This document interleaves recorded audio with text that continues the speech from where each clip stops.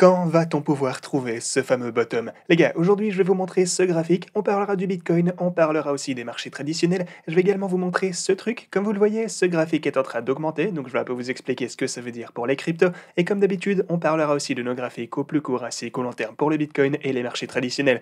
Donc bienvenue à tous, je m'appelle Maxime et je vous apporte chaque jour des nouvelles vidéos en français sur les crypto-monnaies en vous apprenant comment vous faire de l'argent sur ce marché.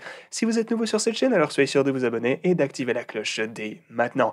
Et ceci étant dit, passons tout de suite à nos graphiques. Vous pouvez voir ici qu'après nous être fait rejeter de la part de ma ligne orange juste là, eh bien on a chuté et maintenant on se trouve une fois encore au milieu de la boîte orange, ce qui je pense risque de durer encore un moment. Il va falloir s'y habituer parce que je pense qu'on va avoir une lente descente en son sein. Ça risque de nous prendre un certain moment avant qu'on en reparte à la hausse finalement, qu'on ait donc un nouvel élan haussier sur le marché des cryptos.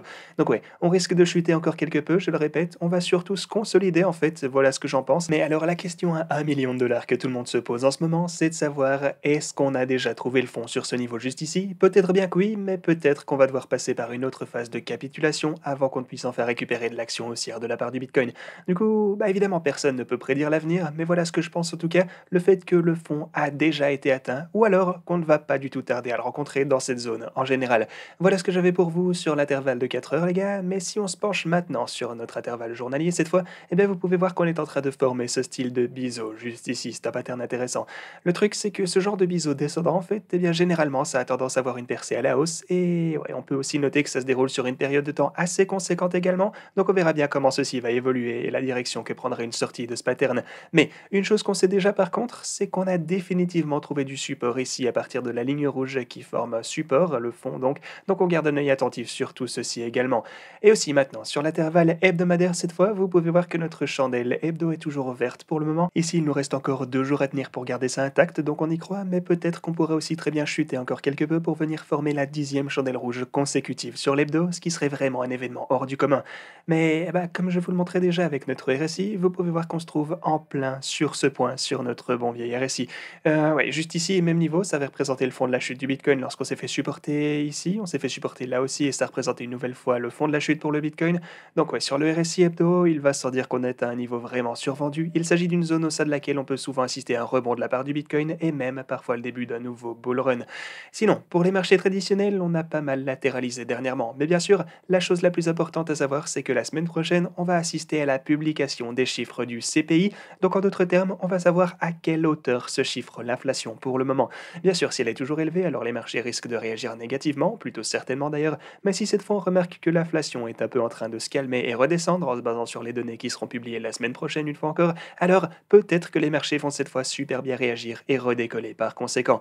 Du coup, bah ouais, on est vraiment dans une période intéressante les gars, beaucoup d'expectatives. En tout cas, on verra bien ce qui va pouvoir se passer la semaine prochaine, mais soyez préparés pour voir ceci arriver avec de la volatilité. Maintenant, on a aussi ce graphique super intéressant, il s'agit d'un ETF de Bitcoin à Purpose, et c'est un ETF qui est originaire du Canada en fait. Et ce que vous pouvez voir, c'est qu'il continue d'enregistrer d'énormes rentrées de Bitcoin. Ça nous montre que contrairement à ce qu'on pourrait penser, les gens achètent toujours du Bitcoin en masse sur cet ETF en tout cas. Donc, bah ouais, si vous êtes en ce moment en train de vendre votre Bitcoin, si vous avez peur, eh bien comprenez simplement qu'il y aura un acheteur pour vos jetons qui a certainement plus de conviction et plus de patience, et avec le temps, je pense évidemment qu'ils seront récompensés pour ces risques.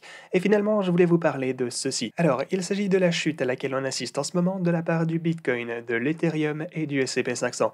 Et si vous placez donc ces drops dans un contexte historique, alors à quel point est-ce qu'on est déjà descendu? On va déjà commencer par le S&P 500 ici, et vous pouvez voir qu'en ce qui le concerne, on se trouve juste là. Maintenant, en général, on assiste à des chutes qui seraient, disons, entre 5 et 10% peut-être, et ici, en fait, on se trouve déjà à 22%, un truc du style, peut-être même 23%, quelque chose comme ça.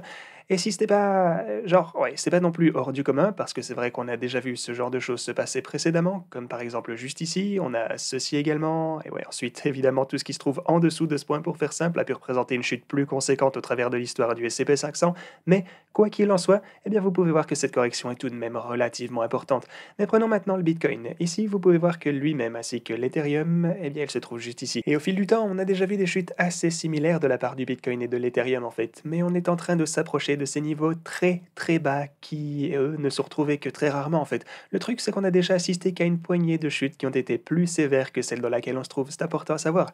Vous pouvez voir cette occasion pour l'Ethereum, ceci pour l'Ethereum encore, ceci juste là encore, et en ce qui concerne le Bitcoin, eh bien vous avez ceci, encore ça, et juste là aussi. Du coup, ce que tout ceci nous montre, fait, c'est vrai que ça pourrait être un peu dur à croire, mais en termes de chute pour le Bitcoin, on a en fait vu quelque chose de plus important que ce qu'on a actuellement que une, 2 et 3 fois ici, seulement 3 fois. Donc oui, comprenez bien ces informations également. En plus, c'était lorsque le Bitcoin était bien plus jeune, donc plus volatile, c'est donc conséquent.